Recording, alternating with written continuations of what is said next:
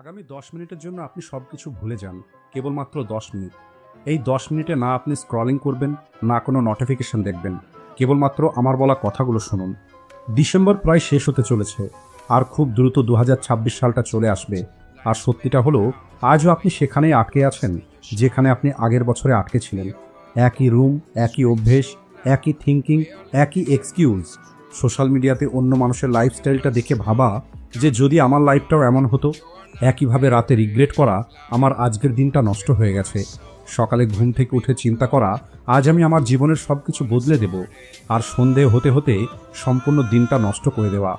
দেখুন, আমি আপনাদের কোনো মোটিভেশনাল স্পিচ দিয়ে ফেক এনার্জি দেওয়ার জন্য আসিনি, বরং আজ আমি আপনাদের সত্যি কথা বলতে এসেছি।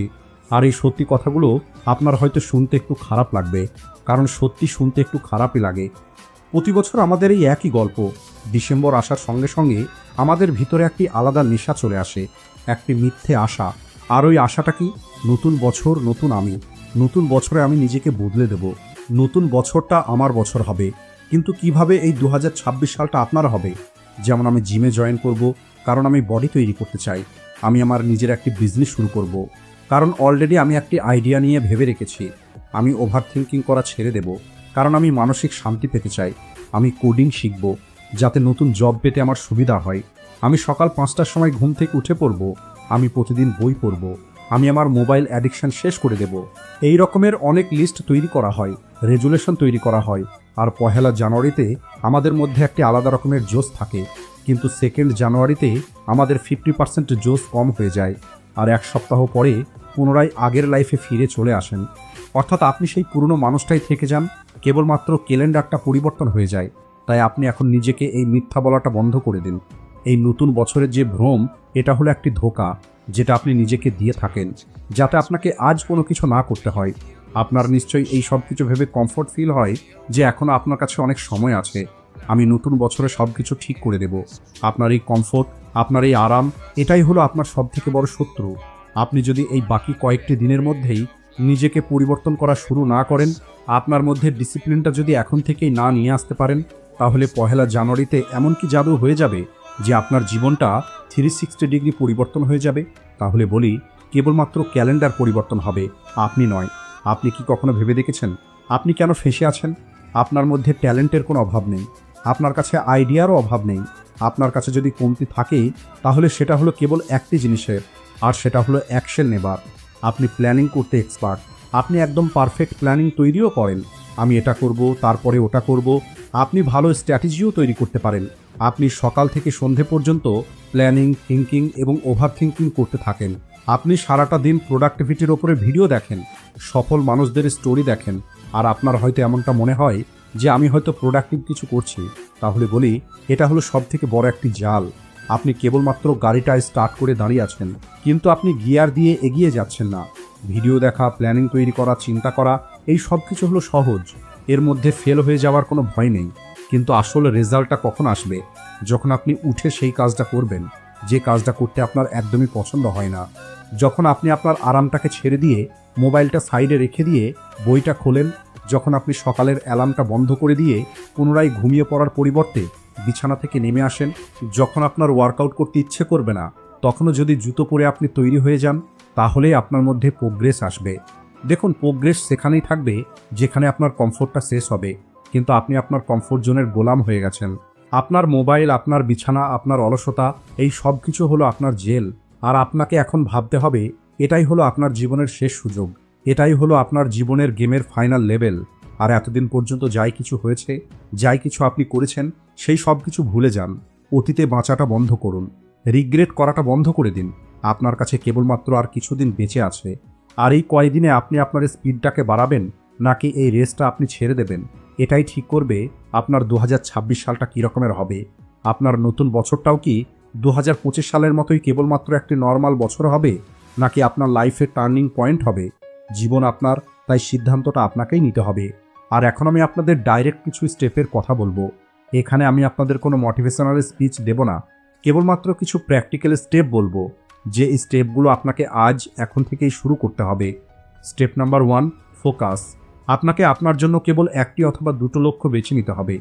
দেখুন, আমরা সবথেকে বড় যে ভুলটা করি সেটা হলো আমরা আমাদের জীবনের সব সমস্যাকে একসঙ্গেই ঠিক করতে চাই। যেমন আমি জিমে যাব, আমি বিজনেস শুরু করব, আমি রোজ বই পড়ব এবং সোশ্যাল মিডিয়া করা ছেড়ে দেব। আর রেজাল্টে দেখা যায় যে কোনো কিছুই হয় না, বরং আপনি স্ট্রেস এবং প্রেশারে এই সব কিছু করাই ছেড়ে দেন। দেখুন, এই সময়টা সব কিছু করার নয়, বরং একটা অথবা ম্যাক্সিমাম দুটো লক্ষ্য আপনাকে বেছে নিতে হবে। এমন দুটি লক্ষ্য যা আপনার লাইফে সবথেকে বড় পজিটিভ চেঞ্জ নিয়ে আসবে। যেমন হেলথ গোল, যার জন্য প্রতিদিন 30 মিনিট ওয়ার্কআউট করা, অথবা 5 কেজি ওয়েট লস করা, অথবা ওয়েট গেইন করা। কেরিয়ার গোল, যেমন কোনো একটি নতুন স্কিল শেখা, সেটা কোডিং হতে পারে, ভিডিও এডিটিং হতে পারে, ডিজিটাল মার্কেটিং হতে পারে। অ্যাডিকশন গোল, যেমন ফোনের স্ক্রিন টাইম 50% কম করা অথবা গেমিং করাটা ছেড়ে দেওয়া।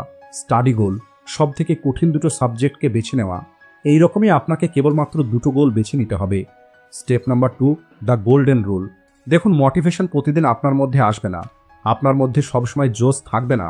ডিসিপ্লিন সিস্টেম থেকেই তৈরি হয়, তাই আপনাকে একটি সিস্টেম তৈরি করতে হবে। প্রতিদিন আপনাকে 3টে কাজ এমন বেছে নিতে হবে যে কাজগুলো আপনি কোনোভাবেই স্কিপ করতে পারবেন না, তাতে যাই কিছু হয়ে যাক না কেন। এই কাজগুলো নিয়ে কোনো রকমের কম্প্রোমাইজ করা যাবে না। উদাহরণ হিসাবে 30 মিনিটের ওয়ার্কআউট, 2 ঘন্টার ফোকাস স্টাডি, মোবাইল ছাড়া একটা আলাদা রুমে, সকালে ঘুম থেকে উঠেই 1 ঘন্টা মোবাইলে হাত না দেওয়া। এই কাজগুলো হয়তো আপনার শুনতে খুবই ছোট মনে হচ্ছে, কিন্তু যখন আপনি এই কাজগুলো রোজ করবেন তখন আপনি কেবলমাত্র প্রোগ্রেস করবেন না, বরং আপনি নিজের মধ্যে এমন একটি জিনিস বিল্ড করবেন যেটা হলো সবথেকে বেশি ইম্পর্ট্যান্ট। আর সেটা হলো নিজের উপরে বিশ্বাস, সেলফ কনফিডেন্স। যখন আপনি নিজেকে করা প্রমিস পূর্ণ করেন তখন আপনার নিজের উপরে বিশ্বাসটা বাড়ে, আর এই কনফিডেন্সটাই আপনাকে বড় গোল অ্যাচিভ করতে সাহায্য করবে। Step number 3, no excuse mood. আপনার সবথেকে বড় শত্রুটা আপনার বাইরে নয়, বরং আপনার ভিতরে বসে আছে। ওই আওয়াজ যেটা ধীরে ধীরে আপনাকে বলে, আজ ক্লান্ত হয়ে গেছি, কাল থেকে অবশ্যই করব, আজ আমার ইচ্ছে করছে না, আর একটি এপিসোড দেখে নিই, তারপরে পড়া শুরু করব, এখনও তো আমার কাছে সময় আছে, সোমবার থেকে শুরু করব। যে সময় যে মুহূর্তে এই আওয়াজটা আপনার ভিতরে আসবে, ওই সময় আপনি এটা বোঝার চেষ্টা করুন যে এটা আপনার শত্রু বলছে, আপনার অলসতা বলছে, এটা আপনার কমফোর্ট জোন বলছে। আর এই আওয়াজটাকে আপনাকে হারাতে হবে।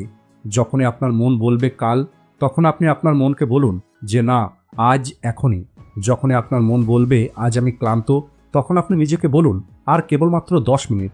আর এটা হলো এমন একটি যুদ্ধ, যে যুদ্ধটা আপনাকে রোজ করতে হবে। যে মানুষগুলো এক্সকিউজকে হারাতে পারে, ওই মানুষগুলোই এই 2026 সালটাকে জিততে পারবে। স্টেপ নাম্বার 4, আপনার সময় নষ্ট করাটা অর্ধেক করে দিন। আমার কাছে সময় নেই, এটা হলো সবথেকে বড় মিথ্যে। মনে রাখবেন, আপনি বিজি নয়। Netflix, reels, YouTube short, gaming, এই সব কিছু আপনার সময়কে কেড়ে নিচ্ছে। আমি আপনাদের বলছি না যে এই সব কিছু আপনি ছেড়ে দেবেন, আর এটা বলা প্র্যাকটিক্যালও হবে না। আপনাকে যেটা করতে হবে, এই সব কিছুর ব্যবহারটা 50% করতে হবে। যদি এখন আপনি প্রতিদিন 4 ঘন্টা সোশ্যাল মিডিয়াতে সময় কাটান, তাহলে ওই 4 ঘন্টাকে 2 ঘন্টা করে দিন। যদি আপনি রোজ 4টে এপিসোড দেখতেন, তাহলে আজ থেকে 2টো এপিসোড করে দিন। আর সেটা কিভাবে? এর জন্য আপনি মোবাইলে টাইমার সেট করুন, কোনো না কোনো অ্যাপ্লিকেশন ব্যবহার করুন, নিজের উপরে নিয়ন্ত্রণ নিয়ে আসুন। তাহলে আপনি অবাক হয়ে যাবেন যে প্রতিদিন আপনার কাছে 2 থেকে 3 ঘন্টা অতিরিক্ত সময় চলে আসবে। আর এই 2 থেকে 3 ঘন্টা অতিরিক্ত সময় আপনার জীবনকে পরিবর্তন করবে। এই সময়ে আপনার স্কিলের উপরে কাজ করবেন, এই সময়ের মধ্যে আপনি ওয়ার্কআউট করবেন, এই সময়ের মধ্যে আপনি আপনার লাইফকে ডিজাইন করবেন। Step number 5, takes small wins. একটি বড় পাহাড়ে একবারে ওঠা যায় না, অর্থাৎ ধীরে ধীরে আপনাকে উপরে উঠতে হবে। আপনাকে আগামী কিছুদিনের মধ্যেই সুপারহিরো হতে হবে না, বরং আপনাকে আজ গতকালকের তুলনায় 1% বেটার হতে হবে। আপনাকে প্রতিদিন ছোট কিছু না কিছু অর্জন করতে হবে। যেমন কাল আপনি 20টা পুশ আপ করেছিলেন, আজকে 21টা করুন। কাল আপনি 15 মিনিট পড়াশোনা করেছিলেন, আজ আপনি 20 মিনিট করুন। কাল আপনি 500 ওয়ার্ড লিখেছিলেন, আজ 550টা ওয়ার্ড লিখুন। এই ছোট ছোট উইন্স কম্পাউন্ড হয়ে আপনার লাইফে একটি বড় পরিবর্তন নিয়ে আসবে। আর এই পাওয়ার অফ কম্পাউন্ড কেবলমাত্র ফাইন্যান্সের উপরেই কাজ করে না, বরং এটা আমাদের রিয়েল লাইফের উপরেও প্রযোজ্য। ফাইনাল স্টেপ, যখন আপনি এই সব কিছু শুরু করবেন, শুরুর 10 থেকে 15টা দিন আপনার জন্য অনেক বেশি কঠিন হবে। আপনার শরীর ক্লান্ত হয়ে যাবে, আপনার মন চাইবে না, আপনি অনেক বেশি বোরিং ফিল করবেন। আপনার ব্রেন কোনোভাবেই এই সব কিছু স্বীকার করবে না, আপনাকে পুনরায় ওই কমফোর্ট জোনের মধ্যে নিয়ে যেতে চাইবে, যেখানে আপনি দীর্ঘদিন ধরে আছেন। আর এটাই হলো সব থেকে ডেঞ্জারাস জোন। আর এটাই হলো ওই সময় যেখানে 99% মানুষ হেরে যায়। এরা ভাবে আমার দ্বারা হবে না, আর এরপরে এই মানুষগুলো গিভ আপ করে দেয়। আর আপনাকে কেবল এই স্টেজটা পার করতে হবে। আপনার যদি কোনো একদিন ওয়ার্কআউট না করা হয়, তাহলে চিন্তা করার কোনো কারণ নেই। পরবর্তী দিন আপনি ডবল ওয়ার্কআউট করুন। মনে রাখবেন, consistency is more important than motivation. Motivation আসবে, মোটিভেশন চলে যাবে, কিন্তু ডিসিপ্লিন আপনাকে প্রতিদিন সামনের দিকে এগিয়ে নিয়ে যাবে। আর এখন আপনি আপনার চোখটা বন্ধ করুন আর কল্পনা করুন 1 জানুয়ারি 2026 সাল। সকালে ঘুম থেকে উঠেছেন, প্রতিটা মানুষ ইনস্টাগ্রামে স্টোরি পোস্ট করেছে, নিউ ইয়ার নিউ মি। প্রতিটা মানুষ হ্যাংওভারের মধ্যে আছে আর নিজের রেজুলেশন তৈরি করছে, যেগুলো হয়তো প্রথম সপ্তাহেই ভেঙে ফেলবে।